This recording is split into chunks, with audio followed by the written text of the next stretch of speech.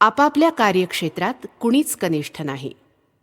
सांख्यांच्या मतानुसार प्रकृती त्रिगुणमयी आहे. या गुणत्रयांची संस्कृत भाषेतील नावं तम, रज आणि सत्व ही होत. हे तिन्ही गुण जेव्हा बाह्य जगात व्यक्त होतात तेव्हा त्या अवस्थेत आपण त्यांना जडता, क्रियात्मकता आणि या दोहोंची साम्यावस्था म्हणू शकू. सत्व साम्यात्मक असतं, रज आकर्षण विकर्षणात्मक असतं, तर तम क्रियाशून्यतेच्या स्वरूपाचं असतं. तम हे अंधकार किंवा कर्मशून्यता म्हणून ओळखलं जातं, तर रज कर्मशीलता म्हणून प्रत्येक परमाणूच जणू आकर्षक केंद्रापासून दूर पळण्याचा प्रयत्न करत असतो. आणि सत्व म्हणजे या दोहोंची साम्यावस्था, उभयतांची समतोल स्थिती. आपल्या सर्वांचाच हा अनुभव आहे की आपल्यात कधीकधी तमोगुण बळावतो आणि त्यामुळे आपण पराकाष्ठेचे आळशी बनून जातो, जणू जागचे हलू शकत नाही. अगदी निष्क्रिय बनून काही विशिष्ट भावनांचे बंदे गुलाम होऊन बसतो. परत कधीकधी आपल्यात कर्मशीलता प्रबल होते, तर कधीकधी उभयतांचं संतुलन होऊन चित्तात शांत भावाचा उदय होतो. हा सत्वगुण. एखादा माणूस कर्मशून्यता, आळस आणि जडता आदी लक्षणांनी युक्त असतो, तर दुसऱ्या एखाद्याचं प्रमुख लक्षण असतं कर्मशीलता, बल आणि शक्तीचा विकास. आणखी अन्य एखाद्यामध्ये आपल्याला प्रशांत, मृदू आणि मधुर भाव आढळून येतो. तो या पूर्वोक्त दोन गुणांचा अर्थात कर्मशीलता आणि कर्मशून्यता यांची समतोल अवस्था म्हणता येईल. याप्रमाणे अखिल सृष्ट जगतात पशुपक्षी, वनस्पती, मनुष्य प्रभूती सर्वातच आपल्याला ह्याच भिन्न भिन्न उपादानांची विशिष्ट अभिव्यक्ती दिसून येत असते. या त्रिविध उपादानांशीच कर्मयोगाचा विशेष संबंध आहे. त्यांचं स्वरूप काय आहे आणि कुशलतेनं त्यांना कसं हाताळावं हे सांगून कर्मयोग आपल्याला कर्म चांगल्या तऱ्हेनं कसं करावं हे शिकवत असतो. मानव समाज ही एक स्तरास्तरांची संघटना आहे. त्यातील सर्वच व्यक्ती जणू एकेका स्तरात विभागलेल्या आणि वेगवेगळ्या पायऱ्यांवर अवस्थित असतात. नीती, सदाचार आणि कर्तव्य कशाला म्हणतात ते तुम्हा आम्हा सर्वांनाच ठाऊक आहे. पण त्याचबरोबर आपल्याला असंही आढळून येतं की निरनिराळ्या देशातून या सदाचाराची किंवा नीतीची धारणा अगदी वेगवेगळी असते. एका देशात ज्याला सदाचार म्हणून मानण्यात येतं, देशांतरी तोच कदाचित सपशेल दुराचार गणला जाईल. दृष्टांतादाखल म्हणता येईल की काही देशामध्ये अगदी सख्ख्या बहीण भावांखेरीज इतर भावा बहिणींना एकमेकांशी लग्न करण्याची पूर्ण मुभा असते, तर अन्यत्र तेच अतिशय दुराचाराचं ठरतं. काही ठिकाणी पुरुषांना स्वतःच्या मेहुणीशी विवाह करण्याची पूर्ण मोकळीक असते, तर इतरत्र तोच असदाचार ठरतो. कुठे लोकांना फक्त एकदाच लग्न करता येतं, तर कुठे अनेकदा. याप्रमाणे सदाचाराच्या इतर सर्व बाबीतही स्थानपरत्वे प्रत्येकाचा आदर्श अगदी वेगवेगळा असल्याचं आपल्या दृष्टोत्पत्तीस येईल. आणि तरी देखील आमच्या अंतःकरणात मात्र अशी भावना वसत असते की ह्या सदाचाराचा एक सार्वजनीन आदर्श अस्तित्वात आहेच आहे. कर्तव्यासंबंधीही असंच. कर्तव्याची कल्पना निरनिराळ्या जातीत अजिबात निरनिराळी असते. एखाद्या देशात एखाद्या माणसानं काही विशिष्ट कार्य केली नाहीत, तर तो आपल्या कर्तव्याला जागला नाही, त्यांनी चूक केली आहे असं लोक म्हणतात. दुसऱ्या एखाद्या देशात तीच कार्य केल्यावरून त्यानं कर्तव्य बजावलं नाही, त्यांनी बरोबर केलं नाही, असा त्याला लोक बोल लावतात. पण तरीसुद्धा आपण हे पक्क जाणून असतो की ह्या कर्तव्याचं एक सार्वजनीन स्वरूप अवश्यमेव आहे. त्याला एक सार्वजनीन अशी बाजू आहेच आहे. ह्याप्रमाणे काही विशिष्ट समाज विशिष्ट कार्यांना आपलं कर्तव्य समजत असतात, तर दुसऱ्या काहींचं मत मात्र याच्या अगदी उलट असतं. ती कार्य करावी लागण्याचा प्रसंग ओढवण्याच्या नुसत्या कल्पनेनी त्यांच्या अंगावर कसे शहारे उठतात. असो, अशा परिस्थितीमध्ये आपल्याला दोन मार्ग मोकळे आहेत. पैकी पहिला म्हणजे सत्याचा मार्ग फक्त एकच एक असून बाकी सगळे चुकीचे होत असं मानणाऱ्या अज्ञजनांचा धोपट मार्ग अनुसरणे हा होय. आणि दुसरा म्हणजे ज्ञानी लोकांचा मार्ग अनुसरून असा विश्वास बाळगणं की आपल्या मनाची ठेवण आणि ज्या साऱ्या विभिन्न अवस्थांमध्ये आपण अवस्थित आहोत त्यांची श्रेष्ठ कनिष्ठता यानुसार कर्तव्य आणि सदाचार वेगवेगळे असू शकतात. सारांश, हे तथ्य उमजणं अत्यंत आवश्यक आणि महत्त्वाचं आहे की कर्तव्य आणि सदाचार यांचे भिन्न भिन्न स्तर आहेत. त्यात एक चढती भाजणी आहे आणि एका अवस्थेतील कर्तव्य दुसऱ्या अवस्थेत कर्तव्य ठरणार नाही, ठरणं शक्य नाही. देश काल पात्र भेदानी सर्वच भिन्न भिन्न असणार. पुढील दृष्टांतानं हे तत्व उत्तम रीतीने विशद करता येईल. सर्वच महापुरुषांची शिकवण आहे की अशुभाच्या किंवा वाईटाच्या प्रतिकाराचा प्रयत्न करू नका. अशुभाचा प्रतिकार न करणं हा सर्वोच्च नैतिक आदर्श होय. आता आपल्या सर्वांनाच हे पुरेपूर ठाऊक आहे की आपल्यापैकी काही थोड्या जणांनी जरी हा उपदेश तंतोतंत अंमलात आणण्याचा चंग बांधला तरी देखील सारीच्या सारी समाजबंधनं छिन्न होऊन समाज पार ढासळून जाईल. आपलं जीवित आणि आपली मालमत्ता दुष्ट लोकांच्या तावडीत सापडून त्यांचा हवा तसा खेळखंडोबा करून आपल्या सर्वस्वाची धुळधाण करण्यास त्या बदमाशांना अगदी मोकळं रानच सापडेल. फार कशाला, फक्त एकच दिवस जरी हा असला अप्रतिकार धर्म कृतीत आणला गेला तरी सुद्धा समाजाचे 12 वाजायला पळाचाही विलंब लागणार नाही. पण म्हणून काय झालं? हे सर्व खरं असलं तरी सुद्धा या अप्रतिकार तत्वाच्या सत्यतेची आपल्याला अगदी प्राणोप्राण, अगदी अंतरीच्या अंतरी प्रचिती येतच असते ना. तो आपल्याला सर्वोच्च आदर्श वाटतोच ना. आणि तरीही उठल्या सुटल्या केवळ याच आदर्शाचा प्रचार करीत गेल्यामुळे मानवांना अनुचित कर्म करणारे ठरवून त्यांचा धिक्कार करणंच होणार नाही काय? एवढंच नाही तर अशानी लोकांच्या मनात आपण सर्वदा चूक करत आहोत या भावनेची सतत टोचणी राहील आणि या सगळ्याचा परिणाम हाच होईल की कोणतंही काम करत असताना सदसत विवेक बुद्धी त्यांना निरंतर जाचत राहील.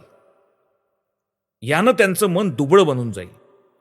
आणि लक्षात ठेवा की इतर कोणत्याही दुबळेपणापेक्षा ही असली आत्मनिर्भत्सनेची भावना अधिक पापांना जन्म देत असते.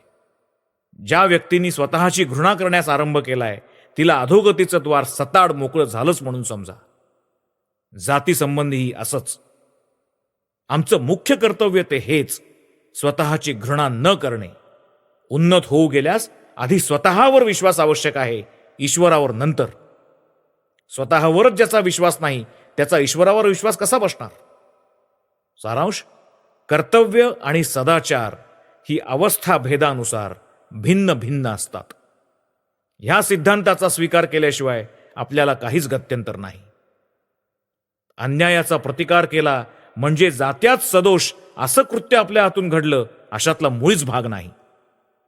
अन्यायाचा प्रतिकार करणं नेहमी दोषावहच असतं असंही नाही. उलट एखाद्या विशिष्ट अवस्थेत प्रतिकार करणं माणसाचं कर्तव्य कर्मच ठरू शकेल. तुम्हा पाश्चात्यांपैकी अनेकांना भगवद्गीतेचा 2य अध्याय वाचताना बहुधा अचंबाच वाटला असेल. कारण त्यात प्रतिपक्षातील योद्धे स्वतःचे नातेवाईक आणि मित्र आहेत असं पाहून अहिंसा परमो धर्मा असल्याच्या गोड सबबीवर न योत्स्ये म्हणून अर्जुन युद्धपरांगमुख होताच श्रीकृष्णांनी क्लिब आणि दांभिक संबोधून त्याची निर्भत्सना केल्याचं वर्णन आहे. आम्ही सर्वांनी शिकावा असा हा एक प्रमुख आणि महत्वाचा धडा आहे. प्रत्येक बाबतीतील दोन्ही विरुद्ध टोकं दिसायला अगदी सारखीच दिसत असतात. आत्यंतिक अस्ति आणि आत्यंतिक नास्ती, आत्यंतिक धनात्मक आणि आत्यंतिक ऋणात्मक गोष्टी नेहमी सारख्याच भासत असतात. प्रकाशकंपनं अत्यंत मंद अवस्थेत आपल्या दृष्टीस गोचर होत नसतात. अति द्रुत कंपनांची गतही तीच, ध्वनीचंही असंच. अति क्षीण व मृदू असल्यास तो ऐकूच येत नाही आणि अति उच्च असल्यासही ऐकू येत नाही. प्रतिकार आणि अप्रतिकार यांच्यामध्येही अशा स्वरूपाचा फरक आहे. एक जण अन्यायाचा कसलाच प्रतिकार करत नाही कारण तो दुर्बळ, आळशी आणि प्रतिकार करण्यास असमर्थ असतो. प्रतिकाराची इच्छाच नसल्यामुळे तो प्रतिकार करीत नाही असं नाही. दुसऱ्या एखाद्याला पक्की खात्री असते की मनात आणल्यास तो जबरदस्त तडाखा लगावू शकेल आणि तरीही तो केवळ तसं करत नाही. इतकंच नव्हे तर आपल्या शत्रूला आशीर्वाद देतो. जी व्यक्ती दुबळेपणामुळे प्रतिकार करत नाही तिला पाप लागतं. अतएव तिच्या ह्या अप्रतिकारापासून तिला कसलाच लाभ होणं शक्य नाही. ह्याच्या उलट जर त्या दुसऱ्या समर्थ व्यक्तीने प्रतिकार केला तर तिनं देखील पापच केल्यासारखं होईल. बुद्धदेवाने सिंहासनाला लाथ मारून आपल्या राजपदाचा त्याग केला, ह्याला त्याग म्हणता येईल. परंतु ज्याच्याजवळ त्याग करण्यासारखं काहीच नाही अशा एखाद्या कंगालाच्या बाबतीत त्याग करण्याचा मूळ प्रश्नच उद्भवू शकत नाही. आणि म्हणून या अप्रतिकाराच्या आणि आदर्श प्रेमाच्या गोष्टी बोलताना आपल्याला खरोखर काय म्हणायचंय इकडे विशेष लक्ष देणं नेहमी आवश्यक असतं. आपल्यात प्रतिकाराची शक्ती आहे किंवा नाही हे आधी काळजीपूर्वक आजमावून पाहणं अत्यंत उचित होय. त्यानंतर मग अंगी शक्ती असून देखील जर आपण प्रतिकाराचा थोडाही प्रयत्न करणार नाही तर आपण प्रेमाने प्रेरित होऊन खरं महत्कार्य केलं असं म्हणता येईल. पण जर का आपल्यात प्रतिकाराची शक्ती नसेल आणि तरीही स्वतःची प्रतारणा करून आपण अतिउच्च प्रेमाने प्रेरित होऊन कार्यास प्रवृत्त होत आहोत अशी आपल्या मनाची समजूत घालण्याचा आपण खटाटोप करू लागलो तर मात्र आपल्या बोलण्याच्या अगदी विरुद्ध आचरण करत आहोत असंच म्हणायला लागेल. समोर उभी असलेली शत्रूची व्यूह असलेली प्रचंड सेना पाहून अर्जुनाच्या हृदयात धडकी भरली. अर्जुन भ्याला. त्याच्या प्रेमानं त्याला स्वतःचा देश आणि राजा याविषयीच्या कर्तव्याचा पार विसर पडला आणि म्हणूनच श्रीकृष्णांनी त्याला दांभिक म्हणून त्याची संभावना केली. अशोचानन व शोचस्त्वम प्रज्ञा वादांश्च भाषसे. शोक करण्यास अयोग्य व्यक्तीसाठी तू शोक करतोयस आणि बाता मात्र पांडित्याच्या करतोयस. तुझ्या वागणुकीवरून तू भ्यायला आहेस हेच व्यक्त होतंय. उठ आणि युद्धासाठी कंबर बांधून उभा राहा. तस्मादुत्तिष्ठ कौंतेय युद्धाय कृतनिश्चया.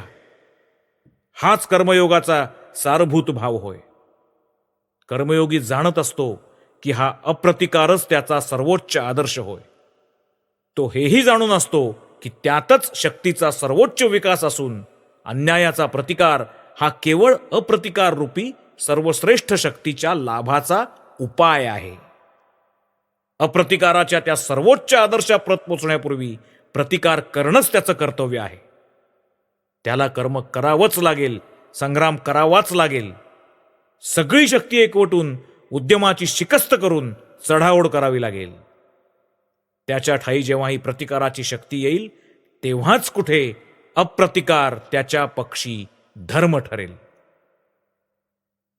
एकदा स्वदेशात माझी एका परिचित इसमाशी गाठ पडली. स्वारी पराकाष्ठेची निर्बुद्ध आणि आळशांचा राजा असल्याचं मला आधीपासून ठाऊक होतं.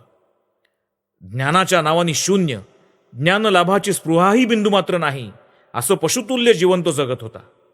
माझ्याशी भेट होताच राजश्रींनी पृच्छा केली, ब्रह्मज्ञानाच्या लाभासाठी मी काय करू, कशाने मला मुक्ती लाभेल. मी त्याला विचारलं, तू खोटं बोलू शकतोस काय? त्यांनी उत्तर दिलं, नाही. त्यावर मी म्हणालो, तर मग तुला खोटं बोलणं शिकावं लागेल. एखाद्या पशुसारखं किंवा लाकडाच्या ठोकळ्यासारखं असण्यापेक्षा खोटं बोलणं चांगलं. तू निष्क्रिय आहेस, पण अर्थातच सर्व कर्मातीत शांत गभीर अशी जी सर्वश्रेष्ठ निष्क्रिय अवस्था ती तुला लाभलेली नाही हे तर नक्कीच. एखादं दुष्कर्मही हातून होऊ शकणार नाही इतका तू जड प्रकृतीचा आहेस.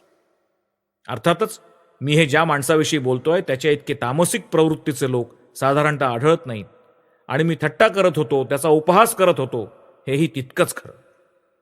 पण माझ्या म्हणण्याचा अभिप्राय हाच होता की संपूर्ण निष्क्रिय अवस्था किंवा शांत भाव प्राप्त करून घ्यायचा असेल तर माणसाला कर्मशीलतेमधूनच जावं लागेल.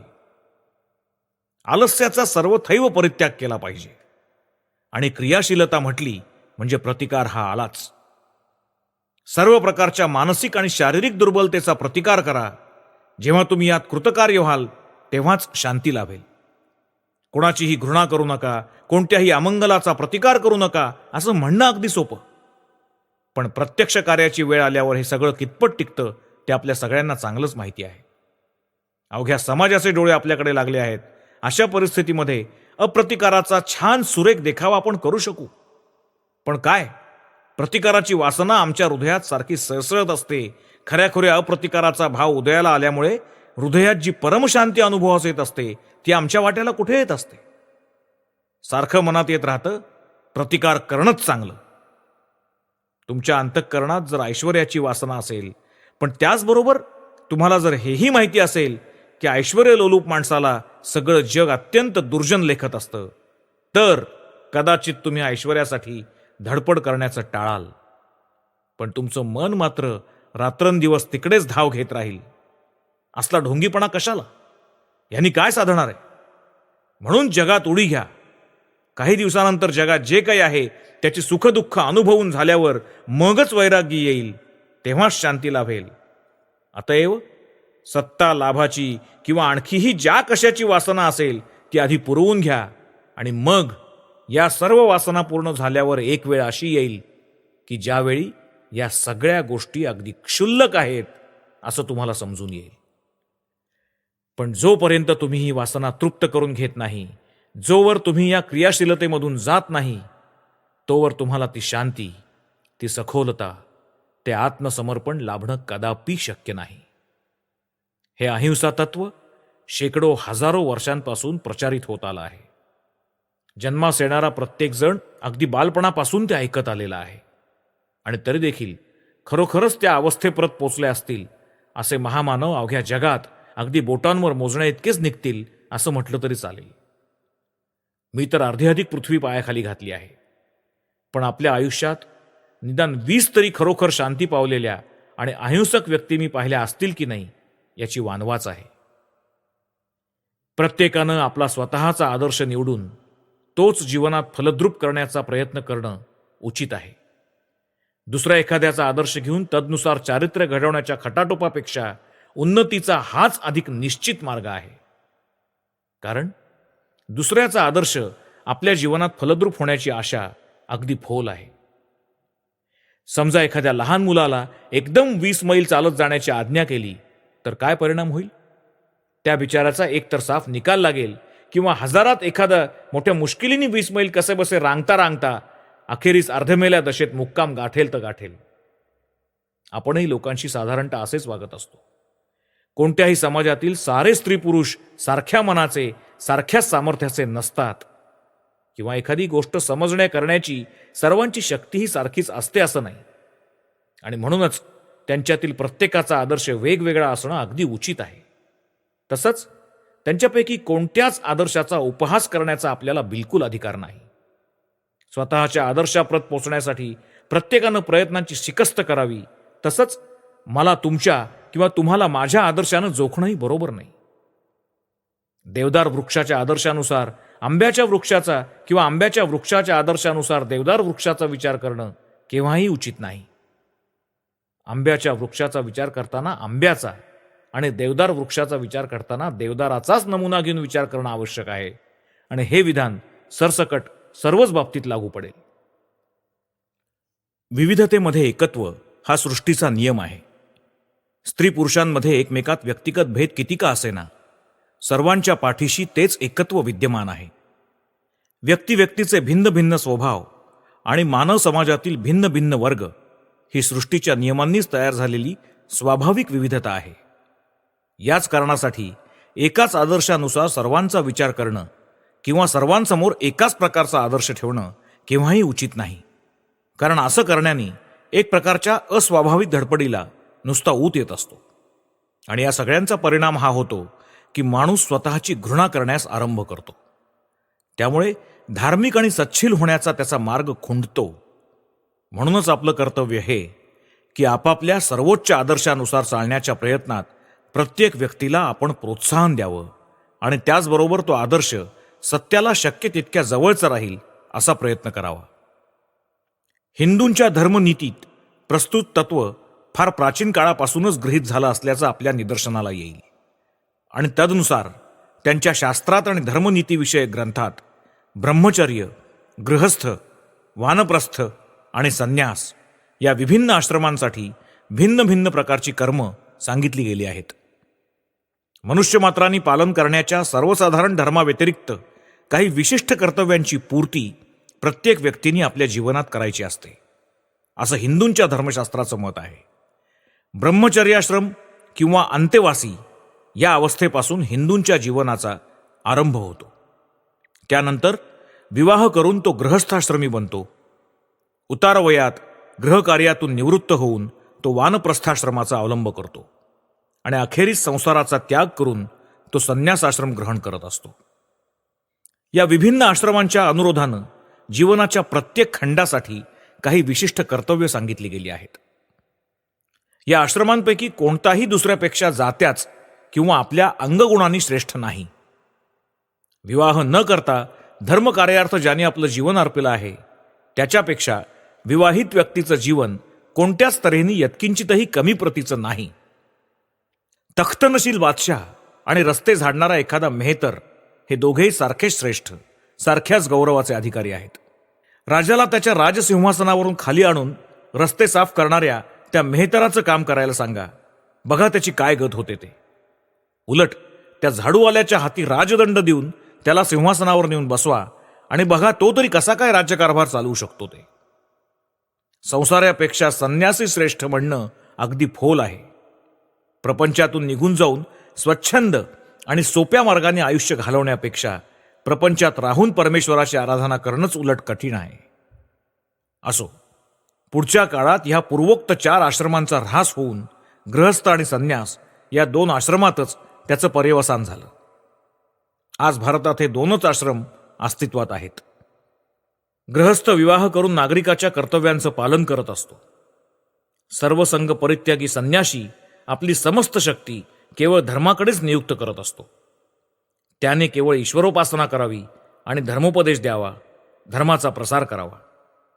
कोणता आश्रम कठीण हे तुम्हाला सहजच कळून येईल.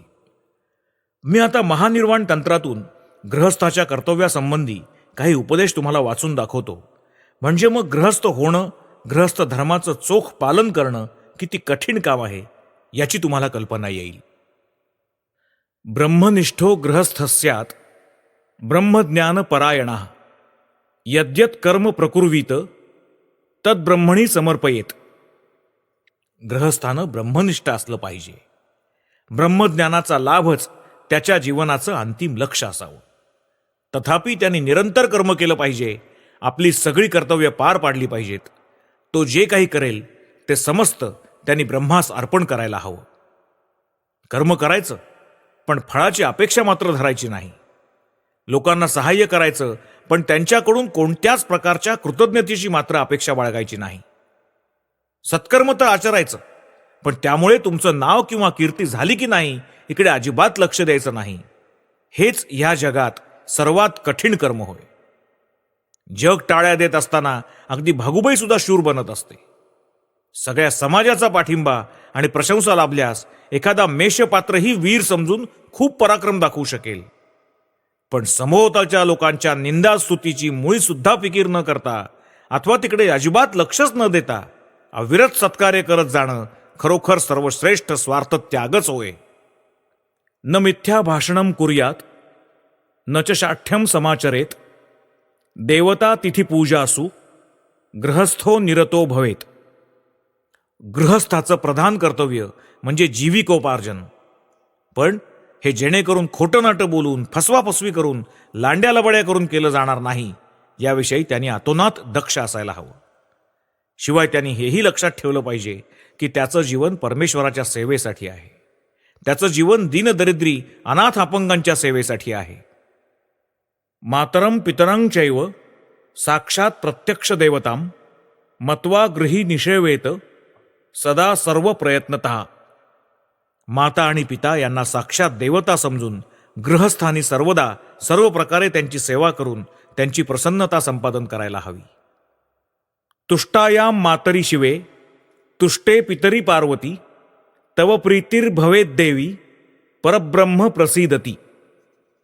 आईबाप संतुष्ट झाल्यास त्या व्यक्तीवर परमेश्वरही प्रसन्न होत असतो. औद्धत्यम परिहासंच तर्जनम परिभाषणम पित्रोरग्रे न कुर्वीत यदिच्छेदात मनोहितम. मातरम पितरम वीक्ष नत्वोत्तिष्ठेत ससंभ्रमः विनाज्ञया नोपविशेत संस्थितः पितृशासने.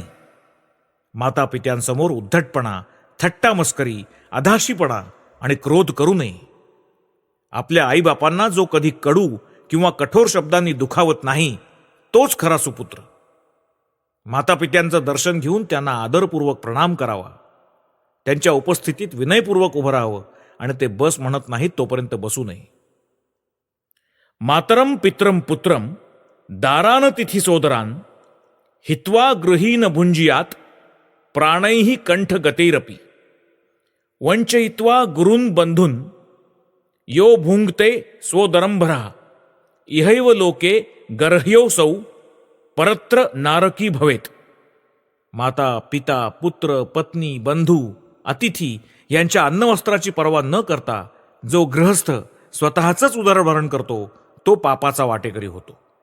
जनन्या वर्धितो देहो जनकेन प्रयोजितः स्वजनैः शिक्षितः प्रीत्या सोधमस्तान परित्यजेत.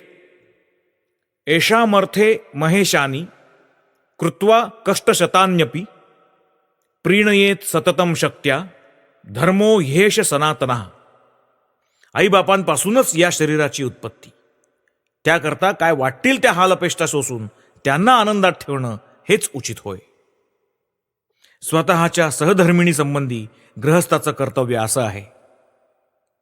न भार्यान ताडयेत क्वापी मातृवत पालयेत सदा न त्यजेत घोर कष्टेऽपि यदि साध्वी पतिव्रता.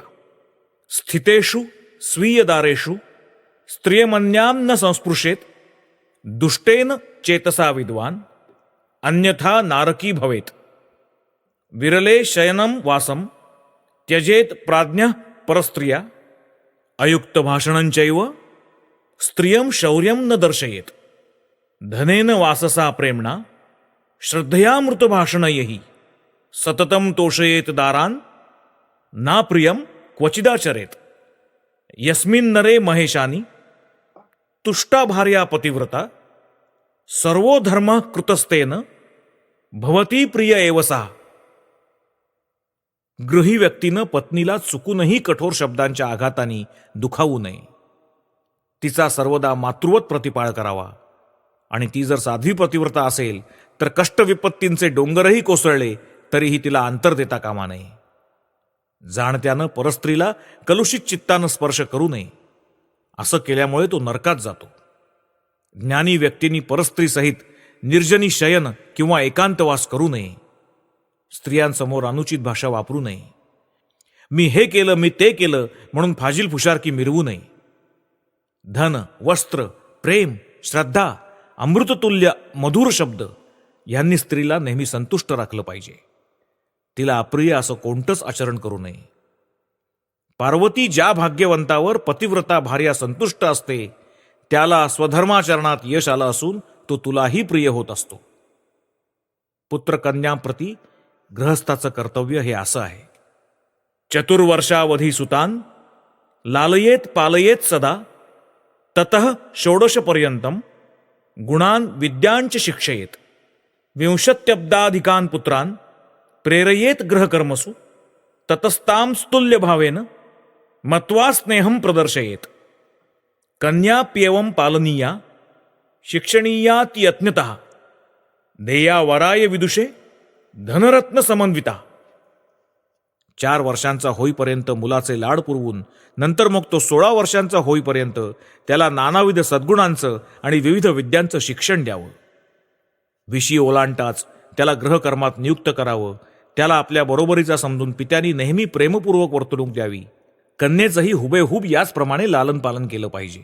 अत्यंत काळजीपूर्वक शिकवून सवरून उपवर होताच यथाकाली धनालंकारांसहित सत्पात्र वराला ती अर्पण केली पाहिजे. एवं क्रमेण भ्रातृंश स्वश्रु भ्रातृसुतानपि ज्ञातीन मित्राणि भृत्यांश्च पालयत तोषेत गृही ततः स्वधर्म निरतान एक ग्राम निवासिन अभ्यागतानुदासीनान गृहस्थः परिपालयेत. यद्येवं नाचरेत देवी गृहस्थो विभवे सती पशुरेव स विज्ञेयः स पापी लोकगर्हितः. गृहस्थांनी भाऊ बहिणी आणि अडचणीत असल्यास त्यांची मुलं बाळं त्याचप्रमाणे आपले नातेवाईक, मित्र, नोकर चाकर यांच्याकडेही लक्ष पुरवून त्यांना संतुष्ट ठेवलं पाहिजे.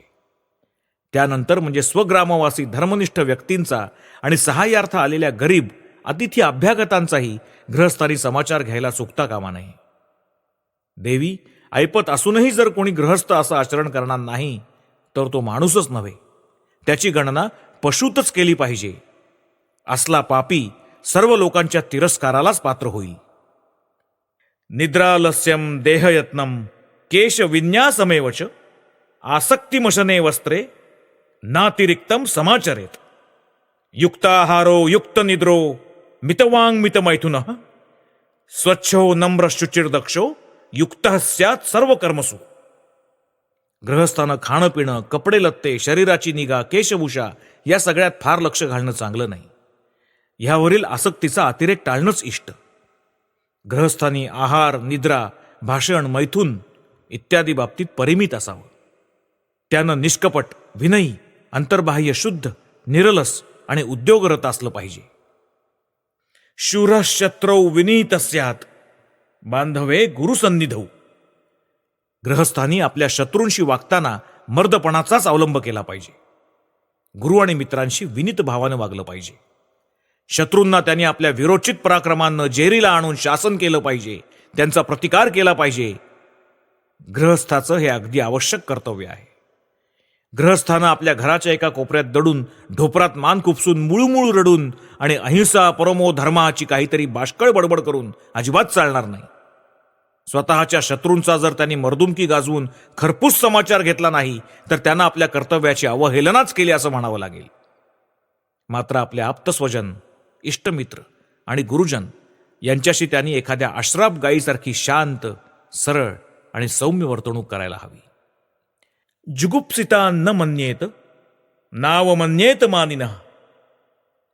निंदनीय दुष्ट लोकांना सन्मान देऊ नये आणि सन्मानास योग्य व्यक्तींची मानखंडनाही कधी करू नये. समाजकंटक दुष्ट व्यक्तींना मान न देणंच गृहस्थाचं कर्तव्य आहे. कारण खलदुर्जनांचा सन्मान केल्यामुळे दुष्टपणाला आश्रय दिल्यासारखंच होतं. तद्वतच परत सन्मानार्ह अशा सज्जनांची अवमानना केल्यामुळेही मोठा अपराधच घडतो. सौहार्दम व्यवहारांश्च प्रवृत्तीम प्रकृतीम नृणाम सहवासेन तर्कैश्च विदित्वा विश्वसेत ततः. सहवास आणि विशेष निरीक्षण यांच्याद्वारा लोकांचा स्नेह, व्यवहार, प्रवृत्ती आणि प्रकृती जाणून घेऊन मगच त्यांच्यावर विश्वास ठेवावा. त्याने उतावळ्यासारखं भेटेल त्याच्याशी सख्य करू नये. वाटेल तिथे जाऊन लोकांशी एकाएकी मित्रत्वाचं नातं जोडू नये. ज्यांच्याशी मैत्री करण्याची त्याची इच्छा असेल त्यांची कार्य आणि इतरांशी त्यांची वागणूक याच्यावर त्यांनी आधी विशेष नजर ठेवली पाहिजे. त्यांची विचारपूर्वक छाननी केली पाहिजे आणि मगच वाटल्यास मैत्री करावी. स्वीयम यशः पौरुषंच गुप्तये कथितंच यत् कृतम यदुपकाराय धर्मज्ञो न प्रकाशयेत. धर्मज्ञ ग्रही व्यक्तींनी स्वतःचं यश आणि पराक्रम, इतरांनी विश्वासाने सांगितलेल्या गुप्त गोष्टी आणि लोकांच्या उपकारासाठी आपण केलेली कर्म चार चौघात सांगू नयेत. गृहस्थानी आपण दरिद्री आहोत की श्रीमंत याविषयी काही न बोलणंच इष्ट. त्याने आपल्या संपत्तीचा गर्व कदापि करू नये. हा विषय गुप्त राखणंच उचित. हे त्याच्या धर्मकर्मात मोडतं. हा केवळ प्रापंचिक शहाणपणाचा प्रश्न नसून जर कोणी असं करणार नाही तर त्याला दुर्नीतीपरायण म्हणता येईल. गृहस्थाश्रमच समाज जीवनाचा पाया आहे. गृहस्थच समस्त समाजाचा आधार आहे. तोच मुख्य कमावता आहे. गरीब, दुबळे, लहान मुलं मुली आणि कोणतंही काम न करणाऱ्या स्त्रिया या सगळ्या गृहस्थांवरच अवलंबून असतात. अतएव त्यासाठी गृहस्थाला कित्येक कर्तव्य अंगीकारावी लागतील. ही कर्तव्य अशी असणं उचित की जेणेकरून ती पार पाडता पाडता त्याला दिवसेंदिवस आपल्या हृदयात शक्तीच्या विकासाचा अनुभव यावा. त्याला असं वाटू नये की आपण आपल्या आदर्शानुसार कार्य करत नाही. जुगुप्सित प्रवृत्तौच निश्चितेपि पराजये गुरुणा लघुना चापी यशस्वी न विवादयेत. याच कारणास्तव जर तो दुर्बलतेच्या आहारी जाऊन एखाद्या अन्याय्य किंवा निंद्य कर्म करून चुकला असेल किंवा त्याच्या हातून काही चूक घडली असेल तर त्यानं लोकांना ती कदापि सांगत फिरू नये. त्याचप्रमाणे जर त्याने एखाद्या व्यवहारात हात घातला असेल आणि त्यात अपयश पदरी पडणार अशीच जर त्याची अटकळ असेल तर त्यांनी चार चौघात त्या गोष्टीची वाच्यता करणं मुळीच योग्य नाही. स्वतःचे दोष असे वेशीवर टांगण्याचं काही प्रयोजन तर नाहीच नाही, पण शिवाय असल्या उपद्व्यापामुळे त्याच्या स्वतःच्याच उत्साहाचा भंग होऊन आपलं कर्तव्य कर्म चोखपणे बजावण्यास तो अपात्र बनेल. त्याच्याकडून जी काही चूक झाली असेल तिचं फळ तर त्याला भोगावं लागणारच आहे, पण जेणेकरून सुधारणा होऊन पुढे चांगल्या तऱ्हेने वागता येईल असा प्रयत्न त्याला फिरून करावाच लागेल. जग नेहमी शक्तिमान आणि दृढचित्ताच्या व्यक्तींनाच सहानुभूती दाखवत असतं. विद्याधन यशोधर्मान यतमान उपार्जयेत व्यसनम चासताम संगम मिथ्याद्रोहम परित्यजेत. प्रयत्नपूर्वक विद्या, धन, यश, धर्म यांचं अर्जन करावं आणि व्यसन, कुसंगती, मिथ्याभाषण, परद्वेष यांचा त्याग करावा. त्यांनी प्रथम म्हणजे ज्ञानलाभासाठी जीवापाड झटलं पाहिजे. दुसरं म्हणजे धनोपार्जनाची आटोकाट खटपट केली पाहिजे. हे त्याचं कर्तव्य आहे. आणि तो जर आपलं कर्तव्य पार पाडणार नाही तर त्याची माणसात गणना करताच यायची नाही. जो गृहस्थ धनोपार्जनाचा प्रयत्न करत नाही तो अनितिमानच म्हणायला हवा. एखाद्या आळशाप्रमाणे आयुष्य घालवून वर त्यातच जर तो संतुष्ट असेल तर तो दुर्नीतीपरायण दुर्जनच होय. कारण शेकडो जीव त्याच्याच तोंडाकडे बघून जगत असतात. तोच जर चांगला धनवान होईल तर किती जणांना हातभार लावू शकेल. ह्या तुमच्या शहरात जर श्रीमंत होण्याचा प्रयत्न करणारे आणि श्रीमंत झालेले शेकडो लोक नसते तर ही सारी सभ्यता, हे अनाथाश्रम आणि या टोलेजंग हवेल्या कुठे असत्या. या दृष्टीने धनार्जनास प्रवृत्त होणं काही वाईट नाही. कारण धन हे वितरणासाठी आहे. गृहस्थ समाज जीवनाचं केंद्र. वित्त संपादन आणि त्याचा सत्कार्यात व्यय ही त्याच्या दृष्टीने उपासनाच होय. कारण एखाद्या संन्याशाला आपल्या गुहेत राहून उपासना केल्यामुळे स्वतःच्या मुक्तिलाभासाठी जे सहाय्य होतं अगदी तेच सदुपायानी आणि सदुद्देशानं धनशाली बनण्याचा प्रयत्न करणाऱ्या गृहस्थालाही लाभत असतं. कारण या दोघांच्या मध्येही ईश्वरावरील आणि ईश्वराचं म्हणून जे काही आहे त्यावरील भक्तीच्या भावनेने प्रेरित होऊन केलेल्या आत्मत्याग, आत्मसमर्पण रूपी एकाच धर्माचे केवळ दोन विभिन्न विकास झालेले आपल्याला आढळून येतात. पुष्कळदा लोक आपल्या आवाक्या बाहेरच्या कार्याला हात घालतात. त्याचं फळ एवढंच होतं की त्यांना आपला कार्यभाग उरकण्यासाठी दुसऱ्यांना फसवावं लागतं. अवस्थानुगताश्चेष्टा समयानुगताः क्रियाः तस्मादवस्थां समयम वीक्ष्य कर्म समाचरेत. तसंच प्रयत्न अवस्थेवर आणि क्रिया समयावर अवलंबून असतात. म्हणून अवस्था आणि समय यांच्या अनुसारच कर्म करावं. सर्वच बाबतीत हा समय विशेष विचारामध्ये घ्यायला हवा. एके समयी जी गोष्ट अयशस्वी झाली त्याच गोष्टीत दुसऱ्या एखाद्या समयी कदाचित संपूर्ण साफल्य लाभणं अशक्य नसतं. सत्यम मृदुप्रियम धीरो वाक्यम हितकरम वदेत आत्मोत्कर्षम तथा निंदाम परेशाम परिवर्जयेत. धैर्यशील गृहस्थ व्यक्तीनं सत्य, मृदू, प्रिय आणि हितकर भाषण करावं. स्वतःच्या उत्कर्षाचं गुऱ्हाळ आणि दुसऱ्यांच्या निंदेचं पुराण यांना फाटा द्यावा. जलाशयाश्च वृक्षाश्च विश्रामगृहमध्वनी सेतुः प्रतिष्ठितो येन तेन लोकत्रयम जितम. जी व्यक्ती जलाशयाचं खनन करते, रस्तोरस्ती दुतर्फा वृक्षारोपण करते, मार्गामध्ये धर्मशाळा आणि सेतू निर्माण करते, ती तिन्ही लोक जिंकत असते. मोठे मोठे योगी लोक ज्या पदाला प्राप्त होत असतात तेच पद या व्यक्तीसही ही सगळी कर्म करून लाभत असतं. असो, या सगळ्यावरून हे स्पष्ट दिसून येतं की कर्मयोगाच्या समस्त तत्वांना जीवनामध्ये उतरवणंच गृहस्थाचं मुख्य कर्तव्य होय. नित्य क्रियाशीलता हा कर्मयोगाचा एक भाग आहे आणि तेच गृहस्थाचं कर्तव्य आहे. या तंत्रग्रंथातच पुढे आणखी एक श्लोक आढळतो. न बिभेति रणाद यो वै संग्रामेप्य परांगमुखा धर्मयुद्धे मृतो वापी तेन लोकत्रयम जितम. जो युद्धात भय पावत नाही, जो संग्रामाला परांगमुख होत नाही, जो धर्मयुद्धात देह ठेवतो तो त्रिलोक जिंकतो. स्वदेशासाठी किंवा स्वधर्मासाठी युद्ध करता करता जो ग्रस्त धारातीर्थी पतन पावतो त्याला योगीगणांना ध्यानाद्वारे लाभणाऱ्या पदाचीच प्राप्ती होत असते. यावरून हे स्पष्ट होतं की एकाचं जे कर्तव्य ते दुसऱ्याचं कर्तव्य असत नाही, परंतु त्याचबरोबर शास्त्र त्यापैकी कोणाला श्रेष्ठ वा कनिष्ठ लेखत नाही.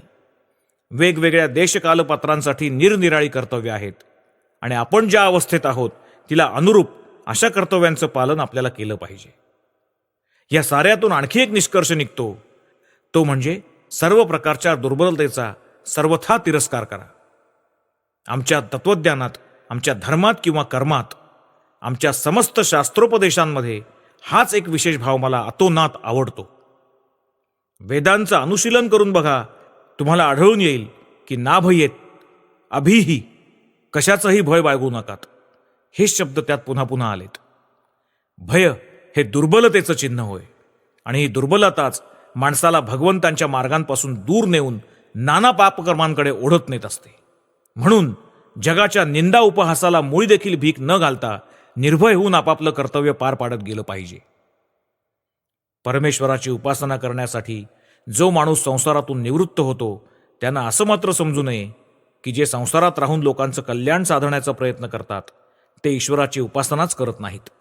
आणि ह्या उलट जे स्त्रीपुत्रादिकांवरील आसक्तीमुळे संसारामध्ये आहेत त्यांनीही मनात आणू नये की संसाराचा त्याग करणारे लोक उडाणटप्पू तिरस्करणीय जीव होत.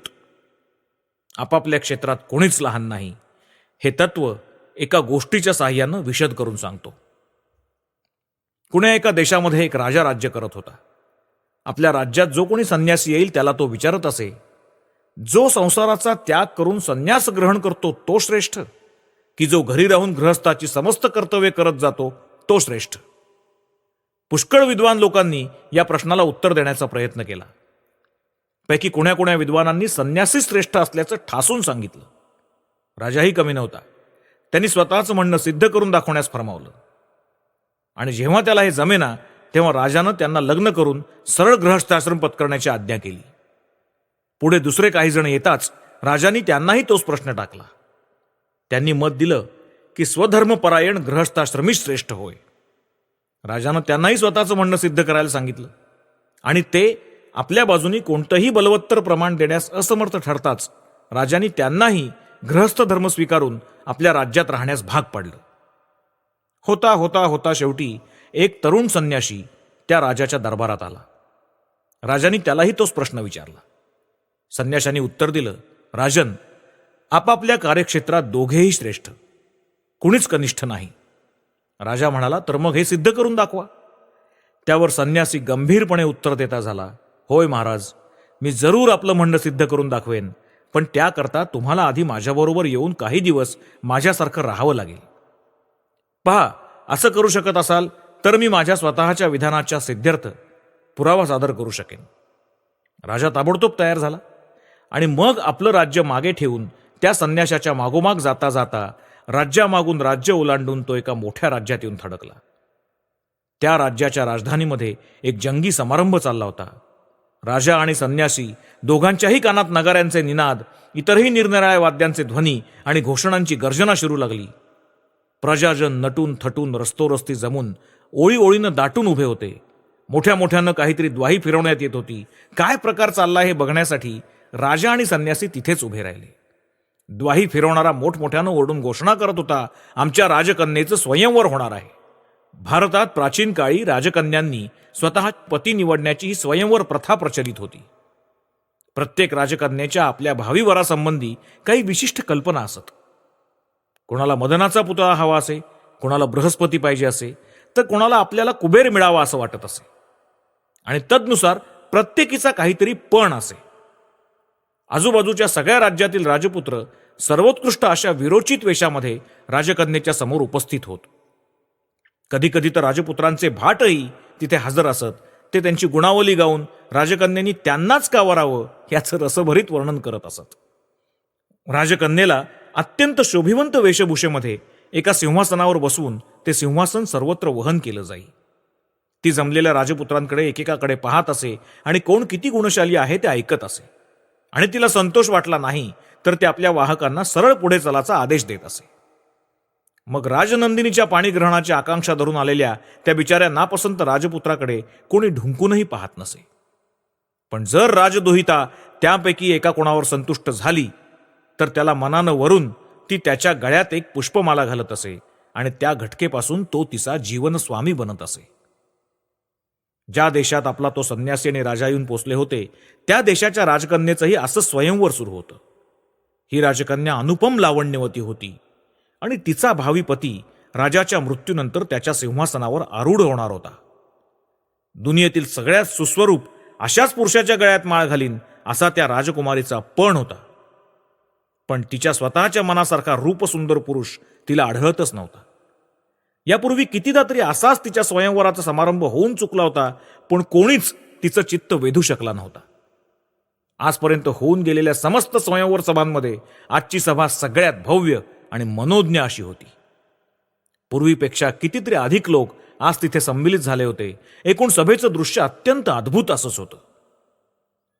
अनिंद्य सुंदर राजतनया सिंहासनावर उपविष्ट होऊन सभामंडपात प्रवेश करती झाली आणि वाहकगण तिला त्या सभेमध्ये भिन्न भिन्न स्थानी वाहून नेऊ लागले.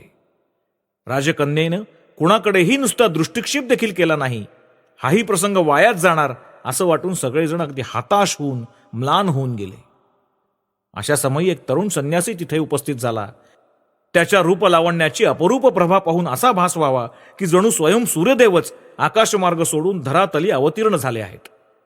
तो कुतूहलवश होऊन मंडपाच्या एका कोपऱ्यात उभा राहून सगळा प्रकार अवलोकन करण्यात मग्न होऊन गेला होता. राजकुमारीने भूषित असं ते रत्नजडित आसन काही वेळाने त्याच्या समीप आलं. त्या निरुपम देखण्या संन्याशावर राजकन्येची दृष्टी पडली, मात्र लागलीच वाहकांना थांबण्याची तिची आज्ञा झाली आणि त्या लज्जावनत शालीन राजकन्येनं सटदिशी त्या संन्याशाच्या गळ्यात आपल्या हातातील वरमाला टाकून दिली. त्या तरुण संन्याशानं मला झटकन हाती घेतली आणि ती दूर भिरकावून देत तो उद्गारला, हा काय वेडेपणा करतायस? मी संन्यासी, विवाहाशी माझा काय संबंध? तिच्या पित्याला वाटलं बहुधा निर्धन असल्यामुळे हा माणूस राजकन्येशी विवाह करायला धजत नसावा. अतएव तो त्या संन्याशाला उद्देशून म्हणाला, तुम्हाला या क्षणी माझ्या कन्येसहित माझं अर्धराज्य मिळेल आणि माझ्या पश्चात तुम्हीच माझ्या गादीचे वारसदार व्हाल. एवढं म्हणून त्यांनी फिरून त्या संन्याशाच्या गळ्यात ती माळा घातली आणि संन्याशाने, काय त्रास हा, मी विवाह करू इच्छित नाही, मग हे काय म्हणून, असं म्हणून ती माला झुगारून दिली आणि अतिद्रुत गतीने त्या सभेतून प्रस्थान केलं. इकडं त्या युवकावर राजकन्येचं मन इतकं बसलं की एकतर यांच्याशीच विवाह करीन, नाही तर प्राण देईन असा तिने एकच ध्यास घेतला. आणि एवढ्यावरच न थांबता त्या संन्याशाला परत आणण्यासाठी ती त्याचा मार्ग काढत त्याच्या मागे मागे जाऊ लागली. तेव्हा तो आपला दुसरा संन्यासी, ज्यांनी राजाला तिथे नेलं होतं, राजाला म्हणाला, चला आपण या दोघांच्या मागोमाग जाऊ. त्यानंतर हे दोघेजण मध्ये बरंच अंतर राखून त्याच्या मागून चालू लागले. राजकुमारीचा हात झिडकारणारा तो संन्यासी राजधानीतून बाहेर पडून कैक कोस खेड्यापाड्यातून जाता जाता एका किर्र जंगलात शिरला.